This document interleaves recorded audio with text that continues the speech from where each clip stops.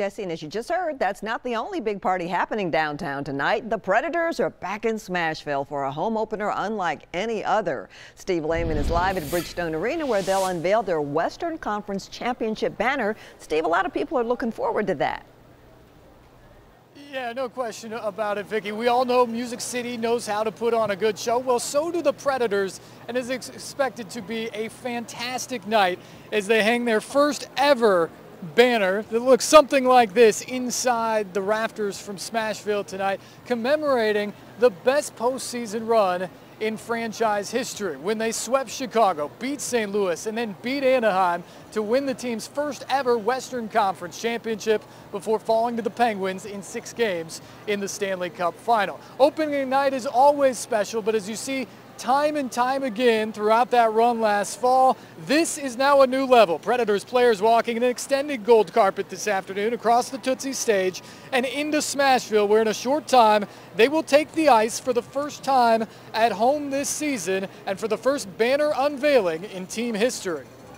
Certainly what happened and the banner going up and our fans back in the building, that'll all provide for a pretty emotional, special night. It's a great feeling. I mean, everybody wants to make that goal, be conference champions, and just another step for us, and it's just going to be an awesome feeling, and we're never going to forget that. We'll definitely enjoy that moment of having an accomplishment last year of being Western Conference champions, and you know, a lot of guys playing on a lot of different teams and good teams throughout their career, and don't ever see a banner go up, you know, and to be a part of it. So you definitely want to take the good out of that. It'll be a fun night, and oh, by the way, it's a pretty big game too, as the Predators look for their first win of the season after dropping their first 2 games on the road. We'll have much more coming up in sports, but for now, we're live at Bridgestone Arena. Steve Lehman, News Channel 5. Thank you, Steve. Well, we all know it's a busy corridor, and now so does the nation. Still to come on News Channel 5 at 6. TDOT plans to spend millions to clear up traffic on I-24. I'll explain how that could change your commute coming up in a live report. Plus, working on a plan to ease parking problems in one thriving mid-state city. And how one couple who rented an Airbnb got more than they bargained for when they found cameras in the home. We're getting more than we bargained for weather-wise. Round 1 of rain winding down, but the cold front isn't even here yet. I'll let you know where it is and when it will finally get here next on News Channel 5 at 6.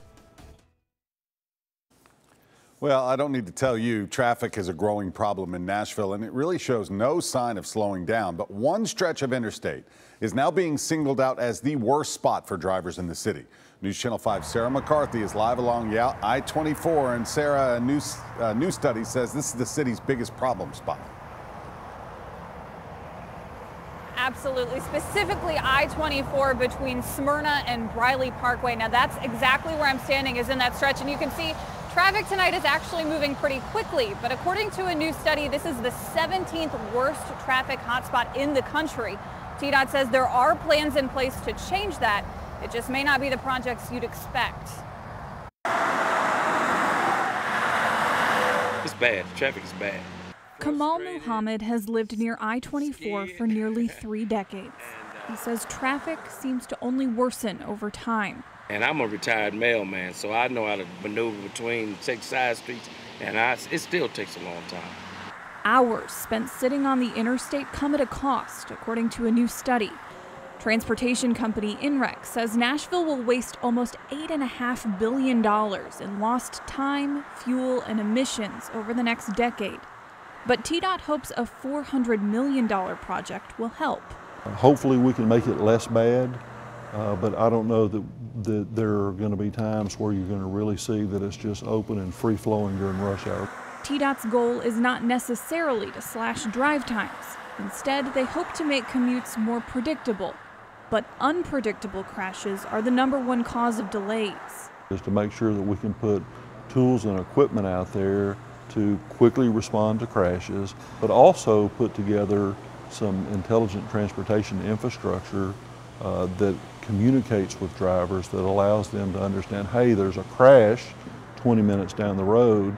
If I can take a different route, maybe I can avoid some of the delays.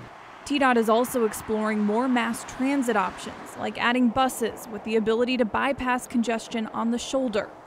Options that could bring Nashville's drivers up to speed. We're behind in the time for our traffic system. Widening I-24 may seem like a logical solution, but that could actually make traffic here worse.